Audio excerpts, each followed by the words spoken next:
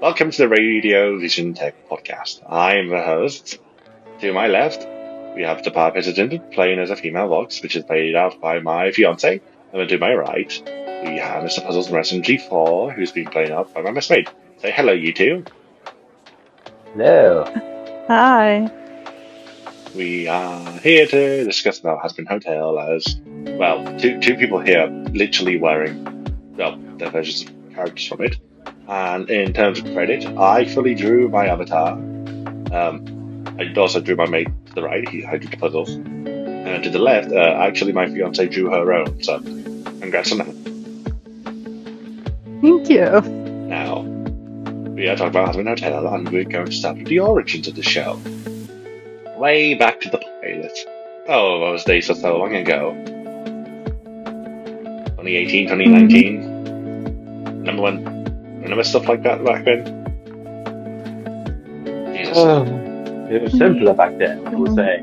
Yes. And talking about the pilot, like, it really popped off, actually. I think, wasn't it before Digital Circus? It was the most viewed indie pilot out there.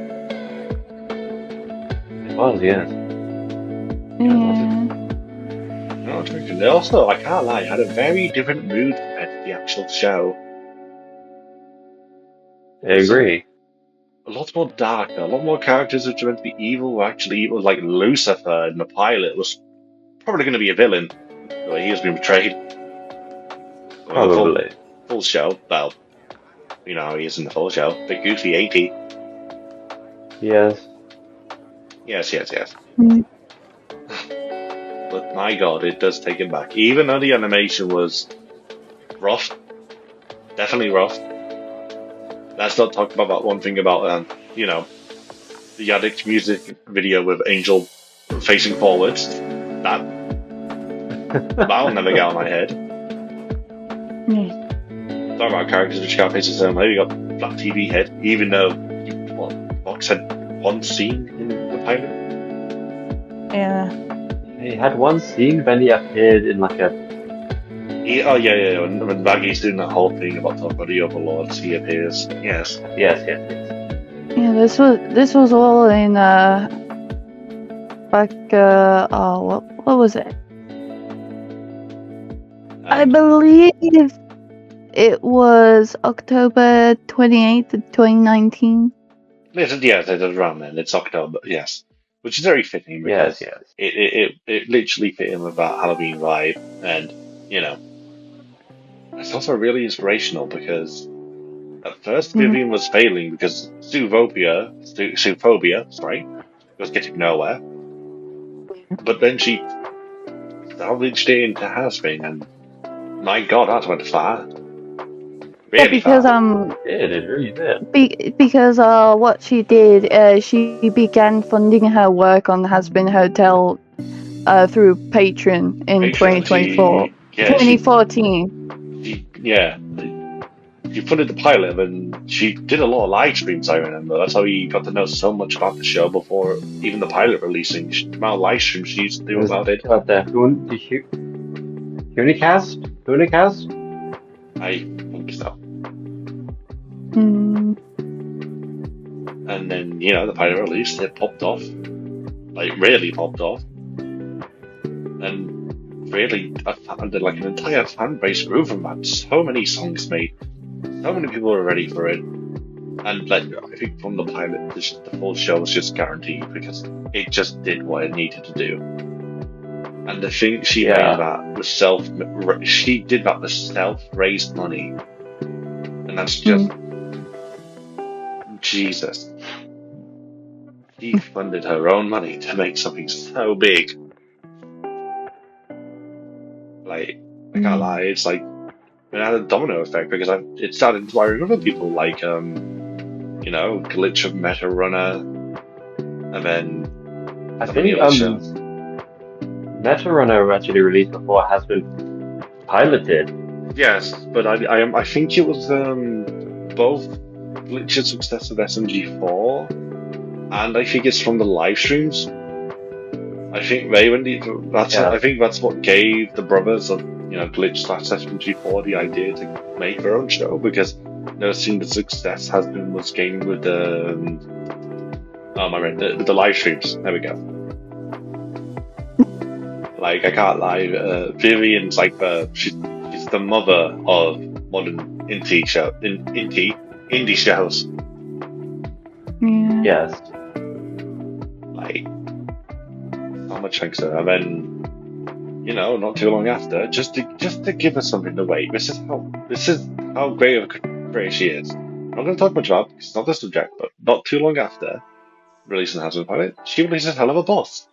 And we get that almost straight after the pilot, and give us something to really watch of her content to get even more hype for Hasbin. Like, I won't lie, I think Hasbin in its full show would have struggled a hell of a boss keeping its community alive. I agree. Yeah. Because, 2024, wasn't it, when the full show released? If there was no Hell of a Boss, people were like, oh, this pilot I released 5 years ago, so I need to get its full show. I barely remember about it, but because of Hell of a Boss, they kept getting content. They knew what the universe is about, because it's not less than they're in the same universe. And it got people prepped for the full show Hasbin. And my god, my character in the pilot was so different. Like, he was edgy as hell, ironically. Seemed a lot more scary, and I mean, yes, I will say it's nice that in the full show he got a lot more of a personality, like a lot more of a personality than just a smiling face. But I can't lie, that just being a smiling face is what made him so scary. Yes. But I will say, one of my favorite things about the pilot would be Pilot Angel, honestly. Because yes. Pilot Angel, both the voice actor, no offense to Blake, but Michael Kovac is just, he's amazing. He's one of my favorites. My idol. Yes, he's been in so many things. Many.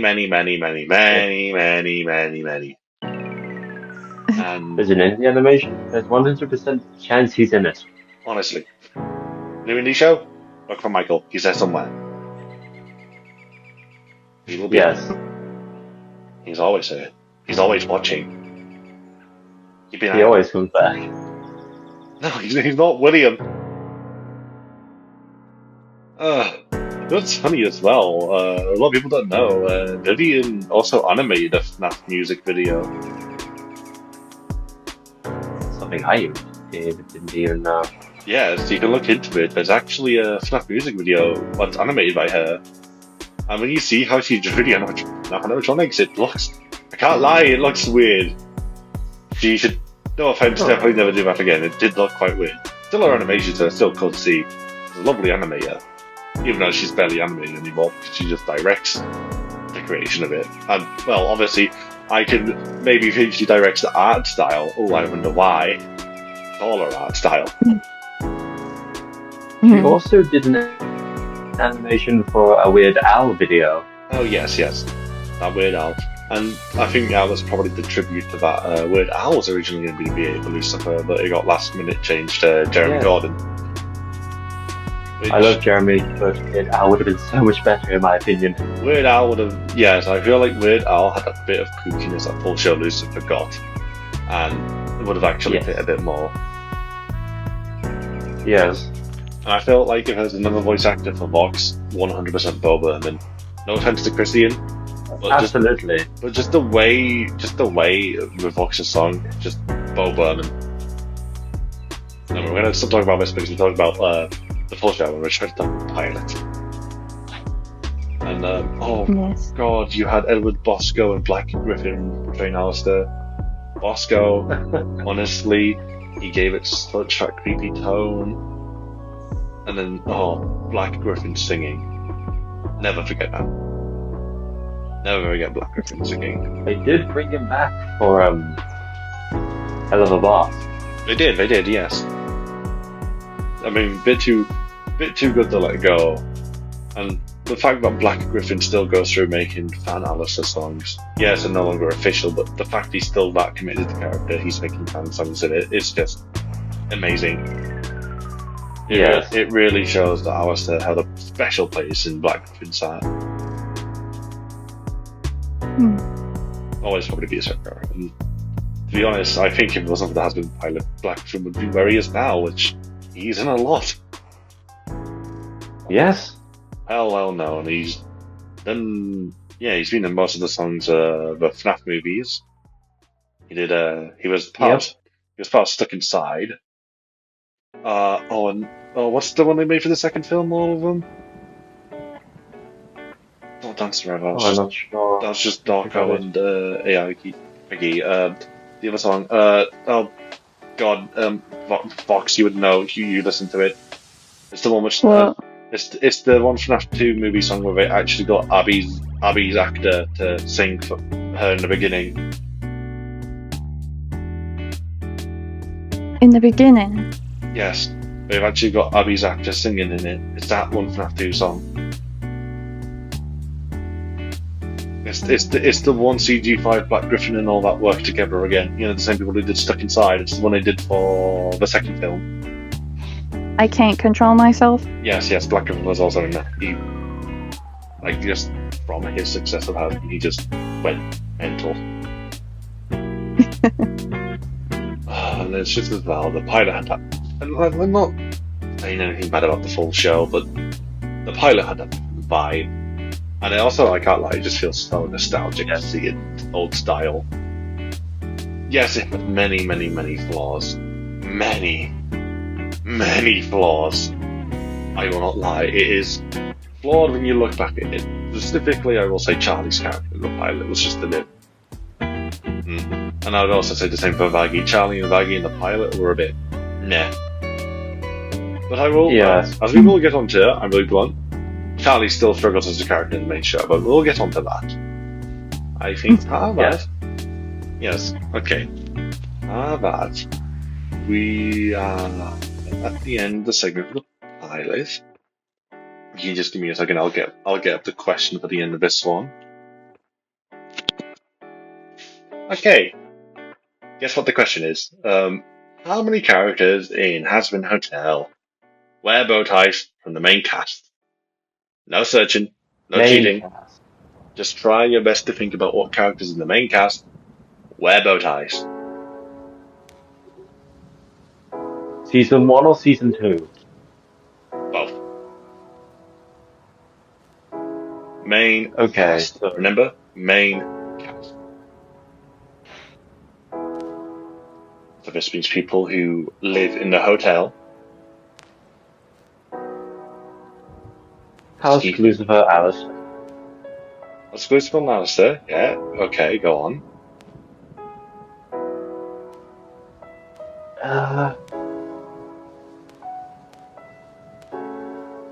Because he's part of the main cast in Season 2, Vox. No. I said clearly people who live within the hotel as a main cast. Residents of the hotel in the main cast. I think that's that. It's just all the people who live in the hotel who have bow ties. That total number. Yes. Charlie, Alistair, Lucifer. I would have said about at least 5 or 6. Okay. Give me a final number, Kane.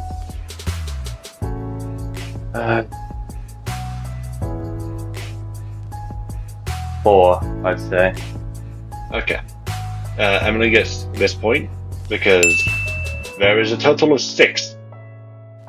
Alistair, Charlie, Husk, Saventius, and Angel Dust also wears a bow tie. That's a key one that was forgotten. Oh, and obviously Lucifer. Angel Dust does occasionally wear a bow tie. Yes, but that's occasionally, not fully. Well, yes, but it was in total. He still wears a bow tie. Yes. And I'm pretty sure this is the main outfit that wears the bow tie anyway, ain't it? I think so. Do you want me to check? No, don't worry, we're just a quick search. Yeah, it is Angel's main outfit. Well, where's the bow tie, so it does count. Okay. As long as Emily over here. No, right. Welcome back. Although, as I said, wouldn't be that long of a break for you guys. We are here to do the second segment, which is talk about Has Been Hotel Season 1. The big star boy, which finally let everyone know, hey, this show actually happened, by the way. Because, big time between the pilot and the full show. 5 years. Over 5 years at that. Actually, no, hold on. No, over 3 years. No, 4. Oh, God, my brain. Yes, it would have been over 4 years. Nearing 5, but not on 5. If I remember. January 19th of 2024, wasn't it? Right after your birthday, wasn't it, Kane? Yes. You the day after. We said it was the day before. You would have had a birthday gift. Well, it was fun to have after your birthday. You know, I let you get after you got. And we'll change the characters well. Like, I'd say some barely changed. Nifty barely changed. Angel only really changed in the voice. Everything else stayed the same. I don't lie. Yes.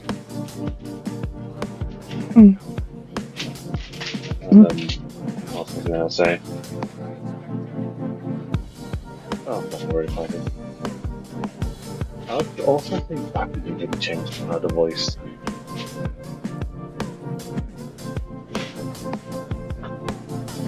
They're very similar.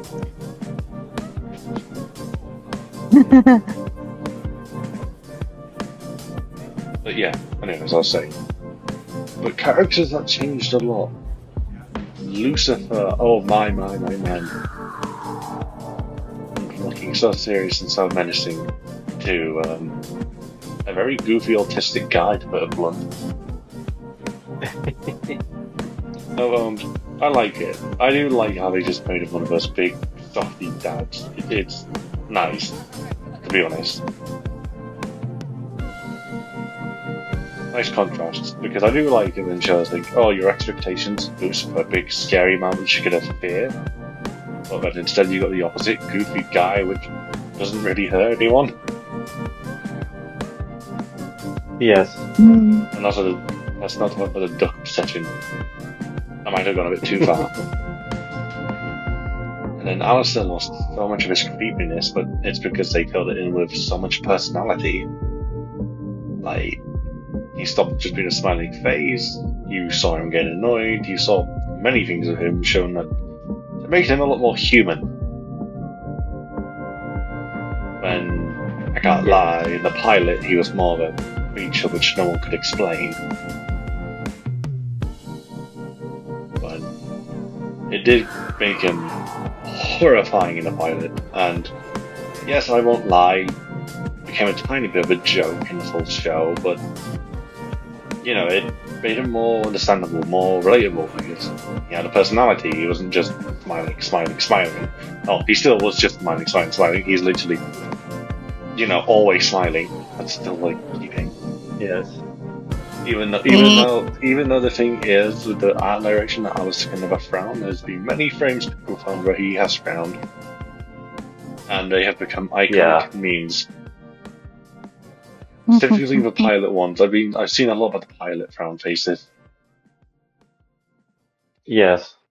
And as I said, Charlie, she was different. And I can't lie, they didn't fix some of Charlie's flaws. She's still a very flawed character in my opinion. Yeah, they only fix some, not all.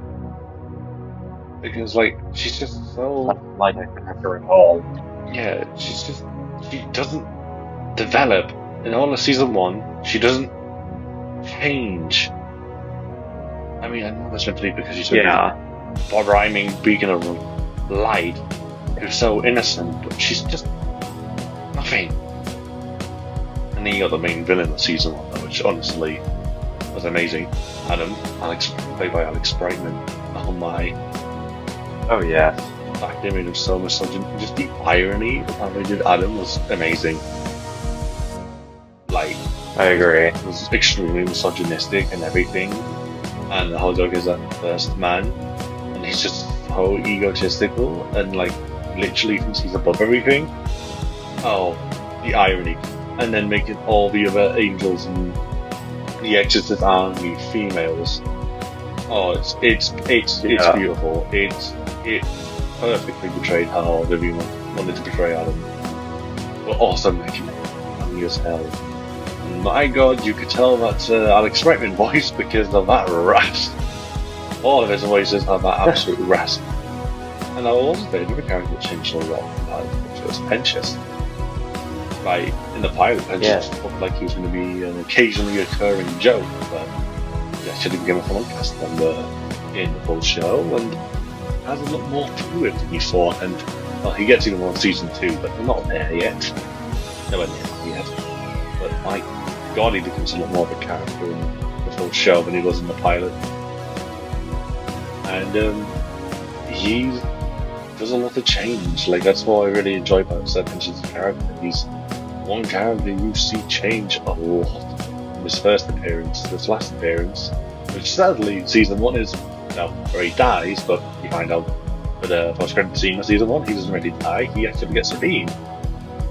And Angels as well was not Angels focused quite a bit in season 1. Especially the relationship with Val.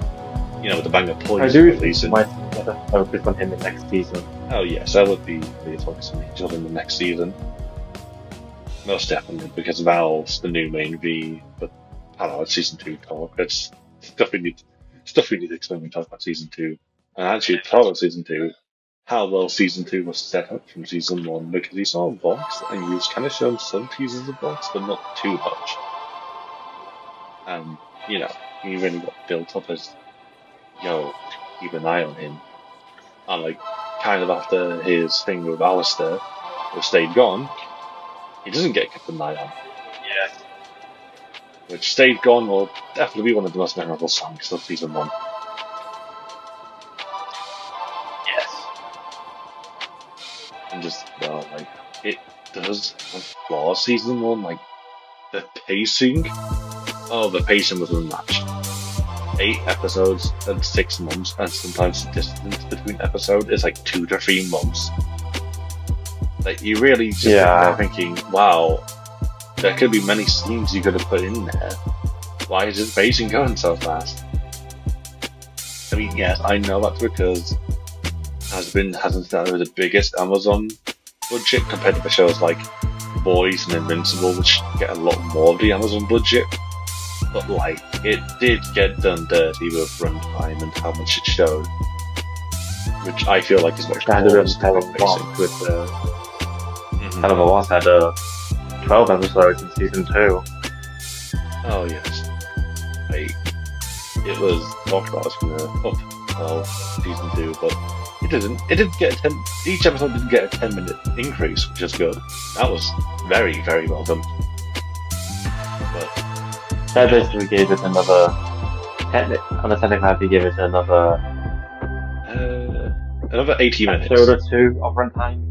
Yeah, we got an extra 80 minutes, which is half of the runtime of season 1. You can really see how much they stepped up, which hopefully in the season 3 we're going to step up even more, and we're going to get a lot more out of it, which should be quite good.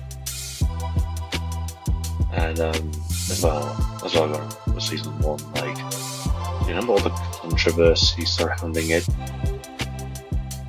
Especially Val. Oh my God! During season 1, if you said you liked Val, people would hate you.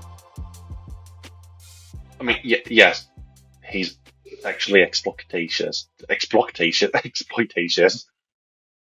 and you know some of the stuff he does is really screwed up. But when you're liking him because you're saying he's doing a good job of being an opposing villain, I would say that's valid. Val is a good villain because he's just portrayed as so messed up. And that's perfect. Like, a villain doesn't need sympathy. They just need to. Villains just being villains for the sake of it. Like, I also just enjoyed Adam so much.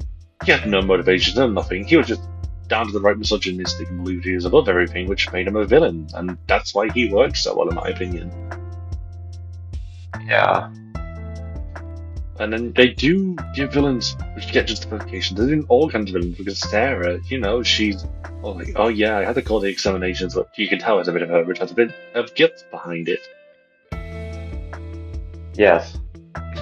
Anyway, so that. We're nearing the end of this second segment. And now the second question, which is going to focus on another indie thing instead of just Hadbin, which will be murder drones.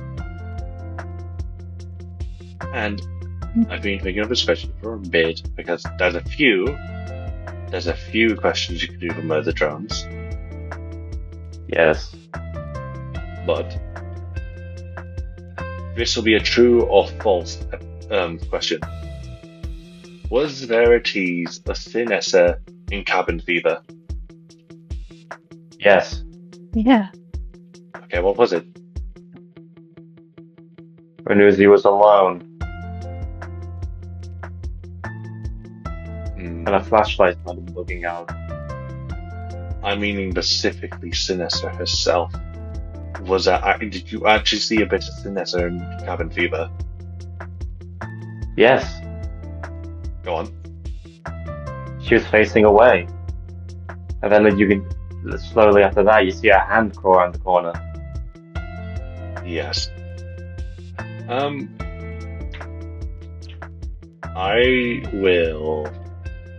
I guess this one's a tie, so it's 2-1, because you both said yes. So, yeah, so right now the score is 2-1. 2 to Emily, because there has been a question, and then I can't lie, both of you instantly said yes to the murder drone's true or false one. So, yeah, that's a point each. Welcome back. We are now here to talk about Season 2, which, I won't lie, will be the easier one, because it's way more recent than all our brains they did. Yes. Yeah. And my god, no offense to Season 1, but Season 2 absolutely eclipsed it in many ways. The pacing, absolutely. The pacing was way better. When Season 1 spanned over 6 months. Season 2 was the same week? Something like that. And as well as just Vox was amazing as they've been. Oh, absolutely. Like, I saw how much attention he gained after Season 2 was insane. And as well, big launch about Lucifer. He actually can't harm sinners. That's probably why Alistair hasn't lost his head. But to put it blunt. Yeah. Like, and again, like, the V's were amazing. They were already amazing in Season 1. And in this season, they went off, like, exponentially. Like, it was amazing to see them fully in action. Yeah. Like, there was a lot more Velvet.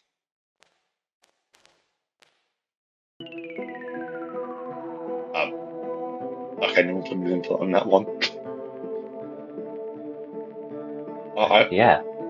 I thought if I mentioned a lot more Velvet, maybe one of you would have talked a bit about something about her, but never mind. I'm trying to think here. Her powers have mainly showed off in that season. Oh, that's true, yeah. Yes, don't talk about it. We eventually found that, she was she had type of a witchy thing, but her powers are like super media vibes. Yeah, like she uses things for media, like we saw with Alistair. She literally makes a bow out of chat. And then again, like we've known her mostly for her fashion. Mm-hmm. So obviously, what would you get in fashion at a clothes store? Like you'd get mannequins. So obviously, yes, she's a doll / mannequin. Yeah. Because when Nifty went God mode. Nifty went God mode. When she fell, she just like broke in pieces, but she put herself back together. Yes, which makes me believe. And in season 1, Husk says he was an ex-Overlord and some stuff. I was like, generally from the stuff I see from Nifty, she was probably also an ex-Overlord, but she definitely sold her soul willingly. I know her. She would have definitely sold it willingly. Yeah. To be honest, yeah. Ooh, bad boy, let me sell your soul to you. Hey, your soul? No, my soul. My soul. But, like, and as well, like, Husk and Angel's relationship was a good side piece of that series. Oh. The ending for those two. Oh, I want season 3. I want them to be together. Yeah, I loved Husker being this absolute living hell. I almost said a bad word there. Absolute living hell out of Val. You could tell he was loving that. Oh yeah. The amount of backstories. Alistair, Pinches, and Vox. All in one. And Vox is being in a song. Yeah, it's like Pinches we got from the flashback when he was explaining himself. Amazing. Definitely know that killer was Jack the Ripper. No, about that. Literally said never got caught. Absolutely. Only targeted women. There was theories saying that Zeshul might have been Jack the Ripper, but Zeshul's way older than Jack the Ripper. Yeah. Zeshul's 1700s. It's annoying when they say that. Yeah. And as well, they focused on so many characters part 1 in season 2. Yeah. We came to understand Alistair and Rosie's relationship, finding out it was actually a controlling one because Rosie somehow has the power to give Alistair the power he did, which definitely makes me wonder of what is he capable of, because that is horrifying. If she made Alistair what Alistair is, what else can she do? Yeah. Which I saw some very convincing theories, and as you hear them, that Rosie might not be a full-on sinner. She might be Hellborn, and I actually kind of believe that she might actually be Hellborn instead of a sinner. And it would then explain why she has control over all kinds of cannibals, because she can control an entire type of sinner. That's something no one else has. It's like, they're kind of like her creations, but like, not at the same time, because they're definitely hers. She definitely has influence over them. Yeah. But you could still tell there were individual people who died. As well, all the season 2 is just getting back onto Vox. You saw the humanity of his reasons. You find out most of this is because he really was inspired by Alistair, and it was such incredible syndrome type backstory that never meet your heroes, because he idolized Alistair, and when he asked the partner of Alistair to put him out. And I also believe Vox actually liked Alistair, like in a romantic way, because no way he was blushing and there was electric between his antennas or nothing. bro was like, Pookie, can you kiss me? Alistair just flat out rejected him, but nah. And I laughed in his face.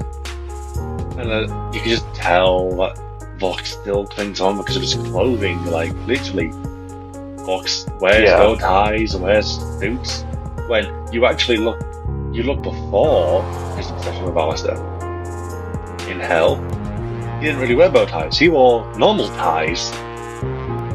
He only wore normal. He only started wearing his sinner form. He started wearing bow ties after the stuff with Alistair. Before, he was wearing normal ties, the normal waistcoat, normal polo shirt. He had his own individual look, but because he got so obsessed with Alistair, he took it all away to try his best to be better than him. And in that fight, the finale, oh, that was something else. They just gone.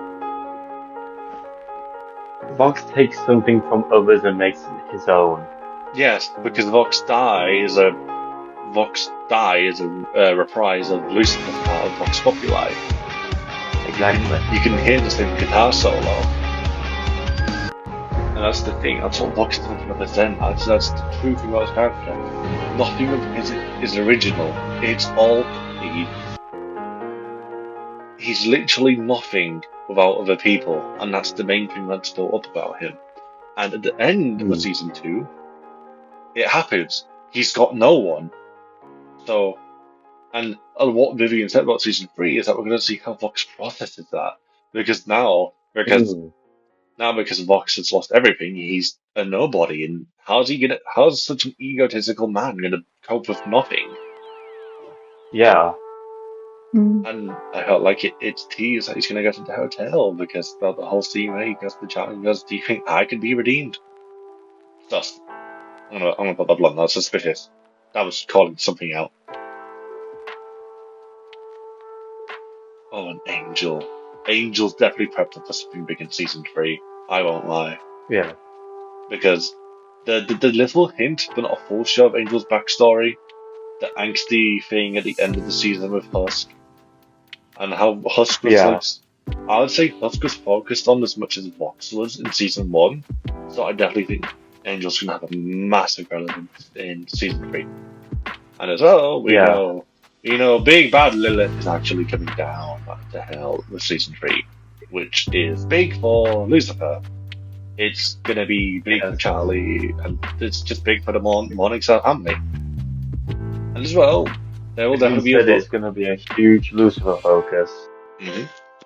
And there will also be a focus on Alistair. He's free. He's fully free. He's all power. And we actually see as a little hint from the end of season 2, his eyes are on Lucifer. So he probably is going to put something in place to do with Lucifer. Because what I think, what it might be, is he saw how much Vox was able to push around Lucifer, and is probably now going, oh, I could probably do the same.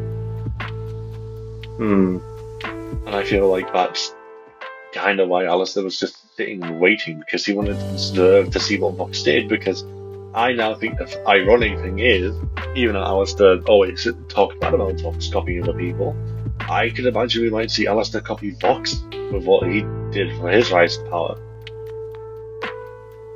Because that's the irony of how Alistair and Vox interact.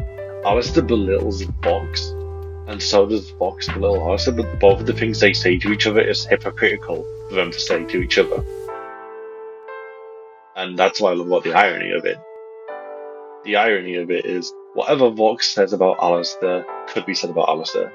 Whatever Alistair says about Vox could be said about, Alistair. Like, they're hypocrites, or whatever they say to each other.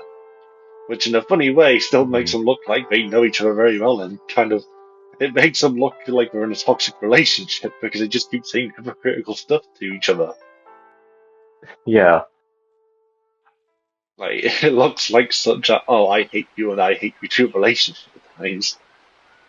And when you actually see Val, and here is the weird thing, which definitely makes some people feel weird. They try to build you a bit of sympathy for Val. Yeah. Because they make you feel bad with the fact he's getting gems that much of Vox is spending with Alistair.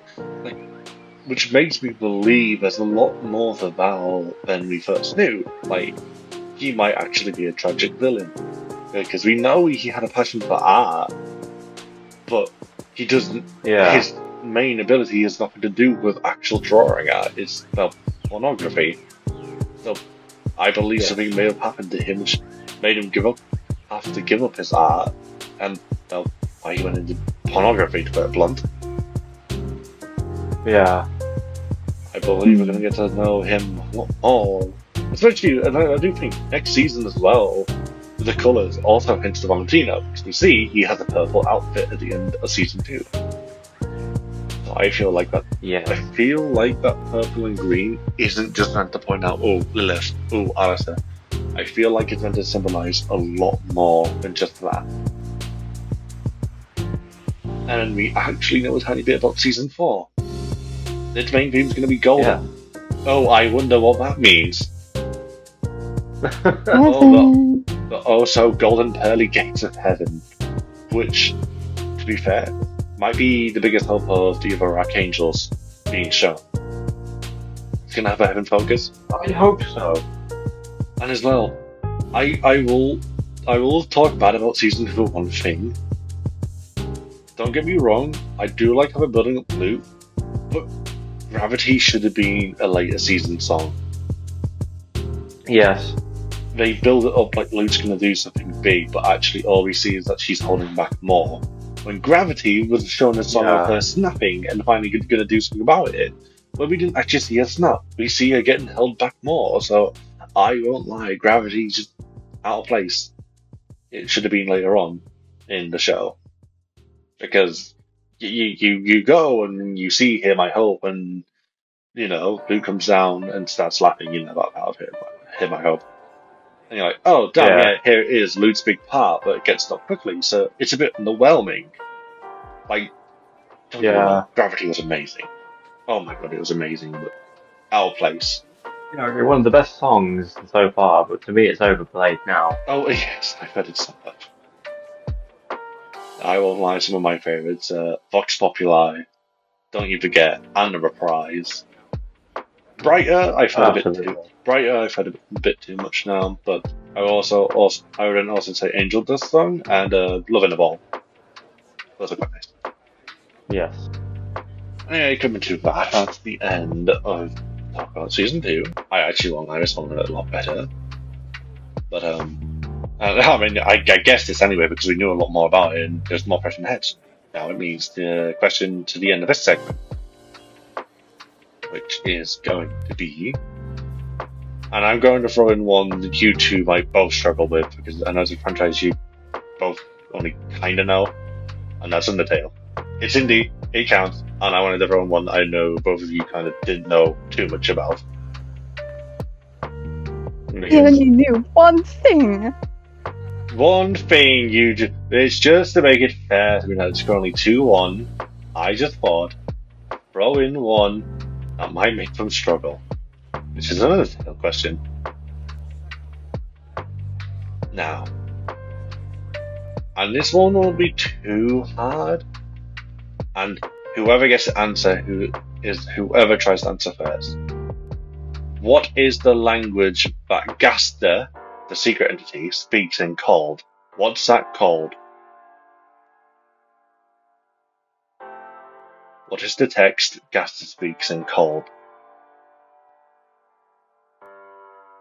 I won't lie, it's a bit of a stupid name. I can tell you. Oh no. God. Okay, both of you struggling with this? I'm thinking. It's the text he texts in within the game, and it's rare, very, very rare interactions. I'll just say part of a chicken is part of the name.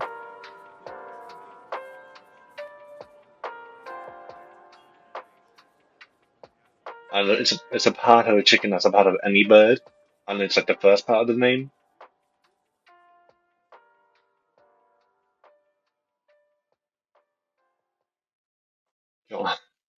Okay.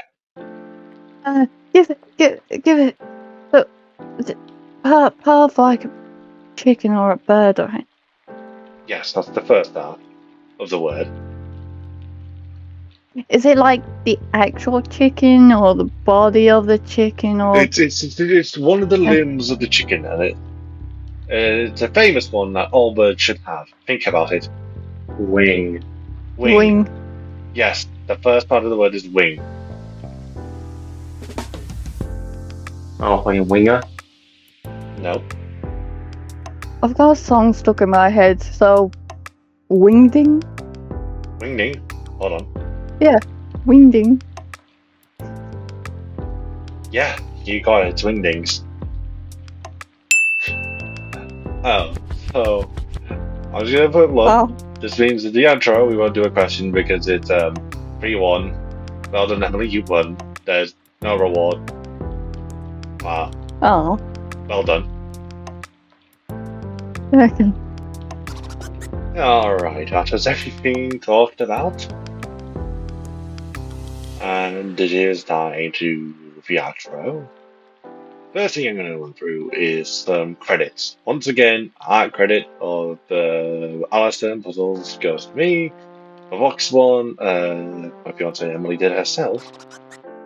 Credits to the people, the very nice people who filled out the form I sent to help me research, which was the people in Starberry Productions. Which, Kane, you're a co-owner, and you want to talk a bit about it? I'm a co-owner for it, and we are working on our first show, which we're going to be starting working on the last episode for soon. We're already 4 episodes in. The 5th one's going to be the last one for season 1. Yes, they do VR chat shows on their channel. Oh and... no. What? What did you go? Oh no. Sorry, my blender just crashed because I'm Okay. working on the avatar again. Yes. Okay. Because I did everything. Me and Kane over here within Starberry, with help from Starberry, are doing our show, and overall, Starberry is a very cool place. I don't mind it. It's been very chill, very nice people, and I can thank the people in there for many things. Many things. But we'll be here all day. So I just decided to honor them through a mention in the outro. How about all of our credits in regard to this podcast goes to me. The only other credit goes to, well, obviously these two for their voices and